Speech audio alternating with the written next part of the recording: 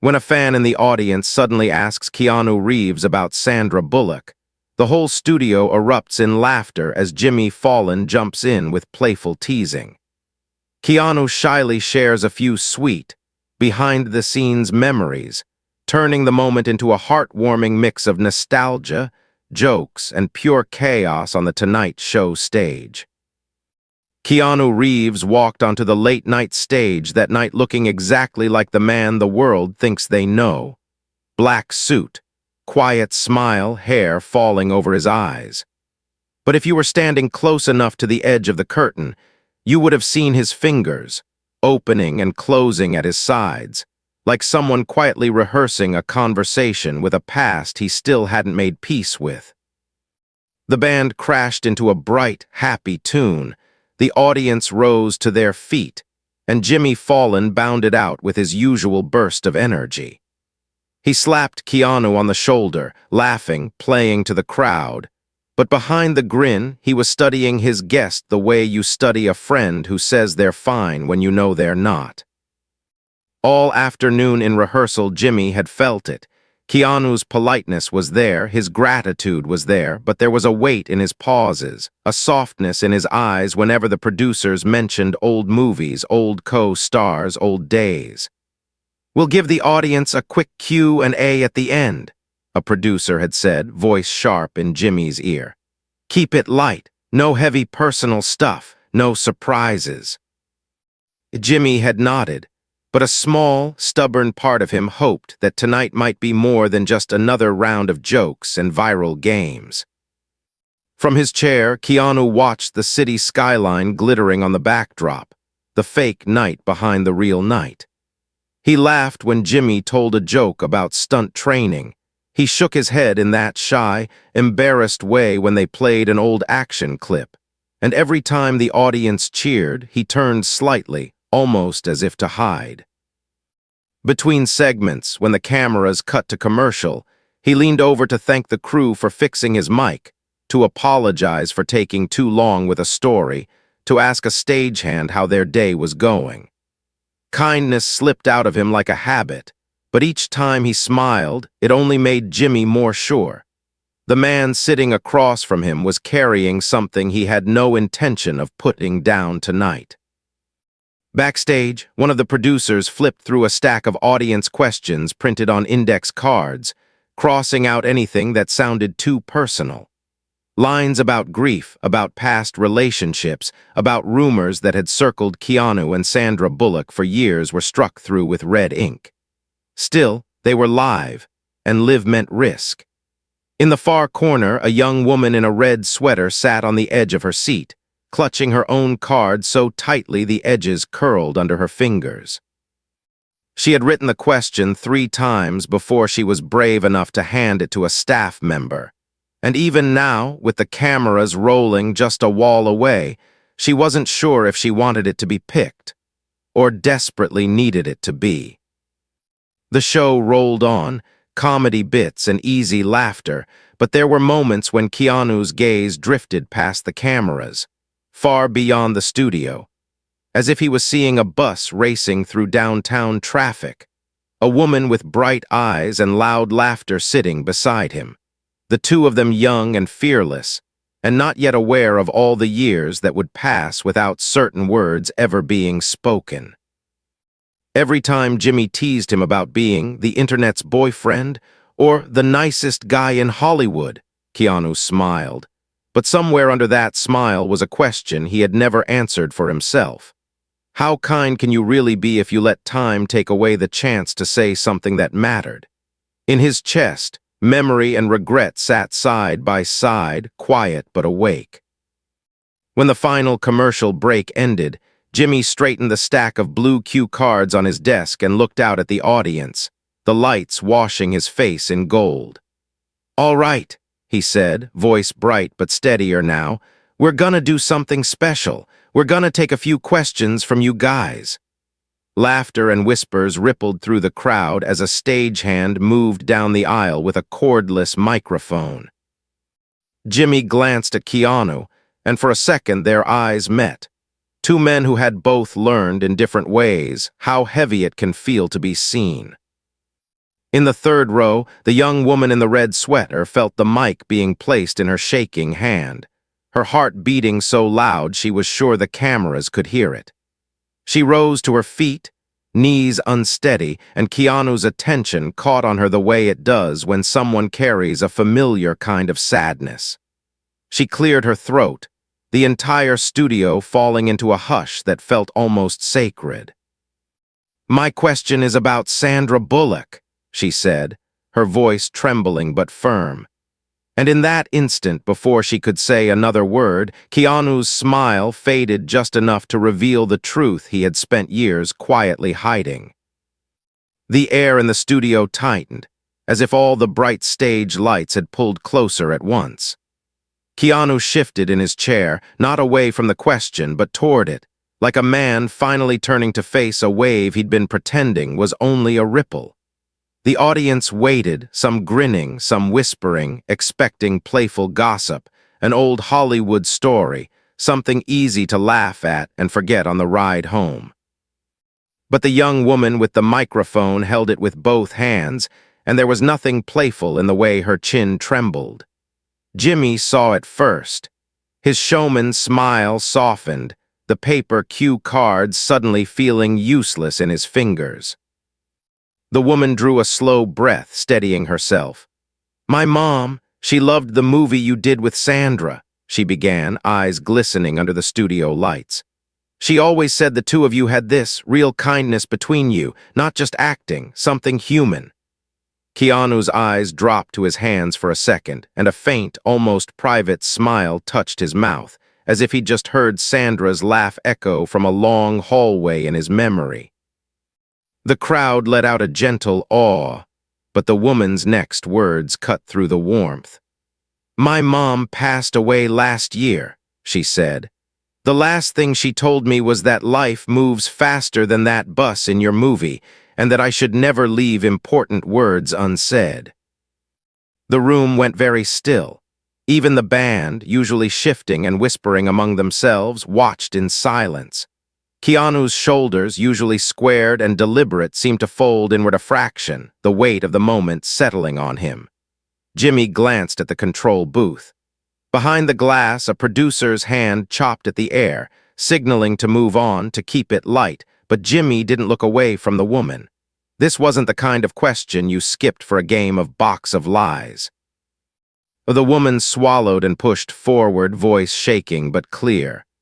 "So my question is, do you regret not telling Sandra something? Anything? Like, did you ever hold back words that you wish you said out loud?" For a heartbeat, Keanu said nothing.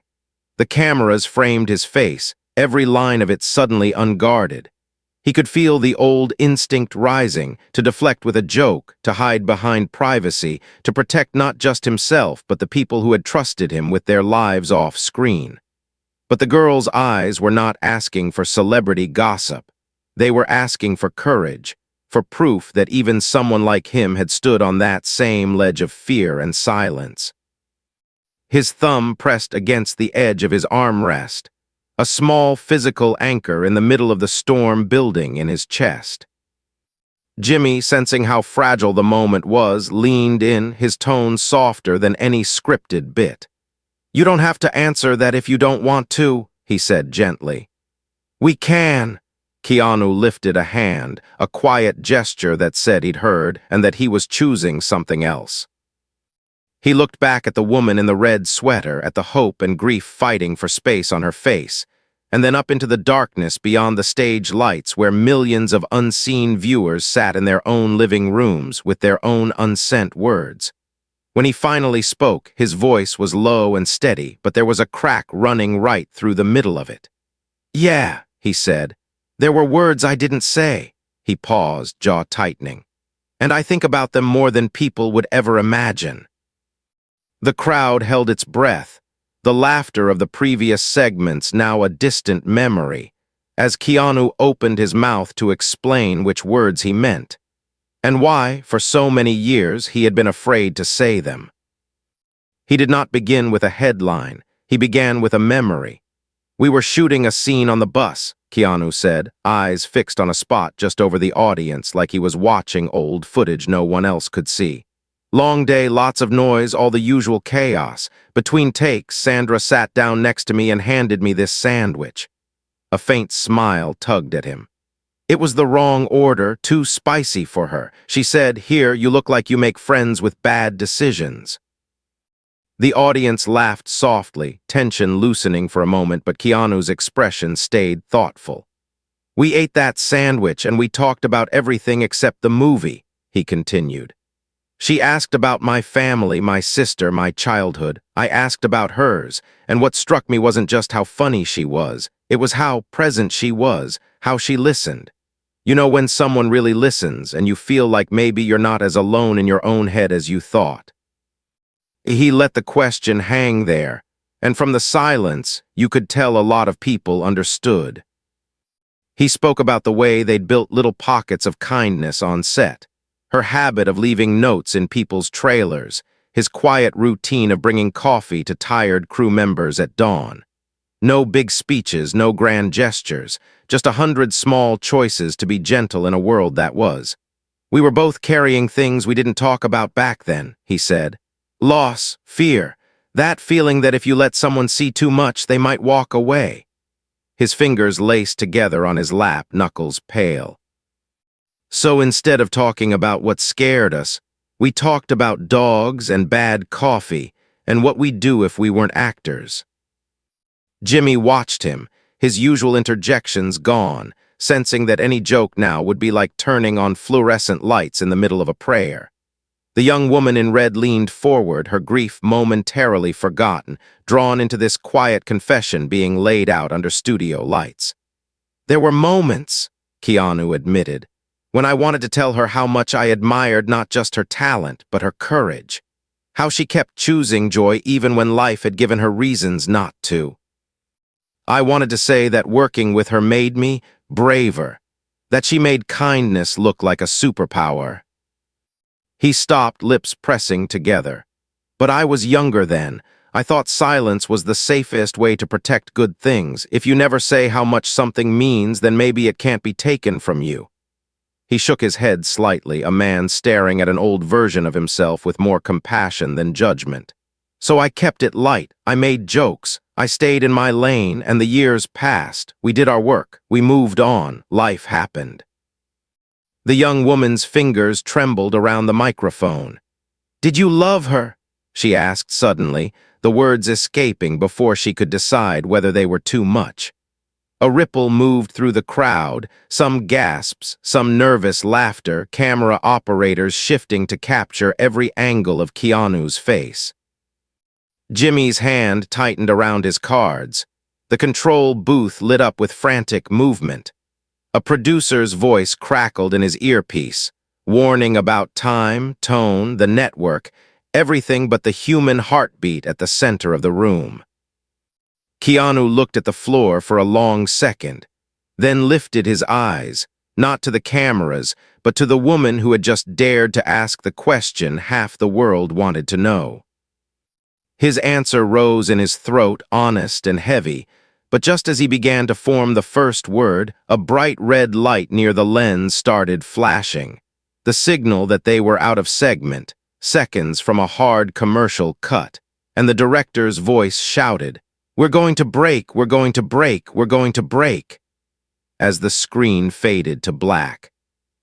The instant the "we'll be right back" graphic hit the monitors, the studio exploded into motion. The band kicked into a filler tune, audience members shifted in their seats, buzzing with whispered theories, and a swarm of producers rushed toward Jimmy's desk like a small storm in headsets and lanyards. The tension that had been silent on air became loud off it. One producer leaned in, voice sharp but controlled. "We can't go there, Jimmy. Not with names, not with that question. Keep it fun. The network will lose it if this turns into some kind of live therapy session." Jimmy glanced past them at Keanu.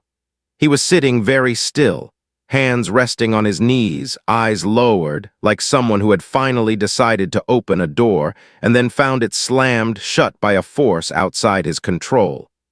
Yet there was no anger on his face, only a kind of resigned sadness that made Jimmy's chest tighten. This was a man who had survived more than his share of loss, who had built his life on quiet resilience, who almost never volunteered pieces of his heart in public.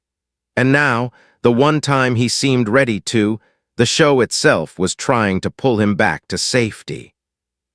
The young woman in red sat down slowly, the microphone taken from her and exchanged for a quick smile from a staffer who said something she didn't fully hear. Her question still echoed inside her, unfinished, lodged in the space between commercial breaks. She hadn't asked to expose anyone. She had asked because she needed to know if regret lived where courage had never shown up, even for people who seemed to have everything. Her fingers curled around the edge of her seat as doubt flooded in. Had she pushed too far? Had her grief made her selfish? Jimmy pulled off his earpiece for a moment, tuning out the layered instructions about sponsors and timing. "Listen," he told the nearest producer, his voice calm but unyielding. "People don't stay up past midnight just to hear another press tour story. They stay because they want to feel something real for 5 minutes." The producer rubbed his forehead, reminding Jimmy of ratings, brand safety, all the invisible walls that kept shows like this from falling apart. But as Jimmy turned back toward Keanu, he saw something that made the decision for him. Keanu lifted his gaze, and in it Jimmy read not a plea for escape, but a quiet readiness. As if to say, if we're going to do this, let's not do it halfway. Across the studio, a stagehand approached Keanu with a bottle of water. Keanu smiled, stood to take it, and instead asked the stagehand how long he'd been working on the show. They spoke for a few seconds, about long hours, about kids at home, about taking care of each other on set. That simple, unforced kindness broke through Jimmy's hesitation more than any producer's argument ever could. Here was a man who, even under a microscope, still made room for other people's stories. Maybe the world needed to see that vulnerability didn't cancel strength. It revealed it. The floor manager raised her hand, counting down with her fingers.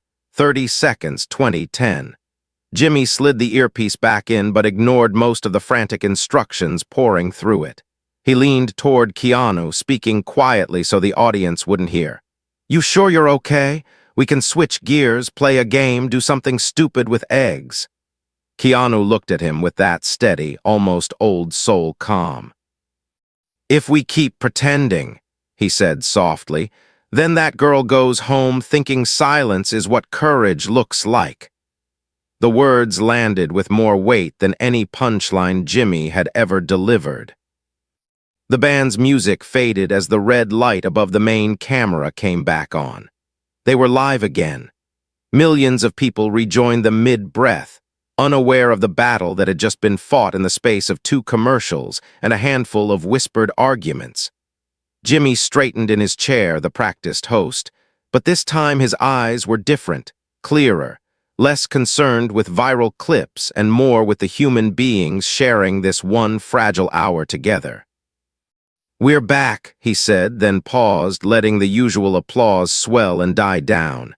He turned to Keanu. "Before the break," Jimmy continued carefully, "you were about to answer a very honest question." Keanu exhaled slowly, the sound barely picked up by his microphone. He looked from Jimmy to the young woman in red, then into the dark beyond the lights where he imagined all the people holding back their own unsent words. What he was about to say would live online forever, replayed, dissected, turned into captions and headlines. It might change how people saw him. It might reach someone sitting alone in a quiet room, wondering if it was too late to be brave. He folded his hands together, choosing his next breath with the same care he had once chosen his silence.